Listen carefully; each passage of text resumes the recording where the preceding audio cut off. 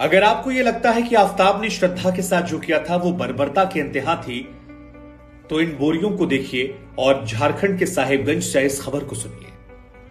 दिलदार अंसारी नाम के शख्स ने रिबिका पहाड़न नाम की लड़की जो उसकी पत्नी थी, उसका पहले बेरहमी से धारदार हथियार से कत्ल किया और उसके बाद इलेक्ट्रिक कटर से उसके शव के 50 टुकड़े कर दिए।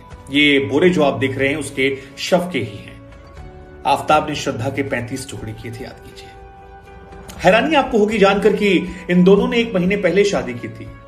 रिबिका पहाड़न के पिता और माता इस शादी के खिलाफ थे, वो नहीं चाहते थे शादी, लेकिन इन दोनों ने इसके बाद पुलिस से मदद मांगी और पुलिस की मौजूदगी में एक दूसरे को अपना लिया, एक दूसरे को जीवन साथी बना लिया। लेकिन उसके बाद लड़ाइयां बढ़ती गईं और एक दिन धारदार हथियार से पहले कत्ल होता है और उसके बाद उसके शव के टुकड़े टुकड़े कर दिए जाते हैं।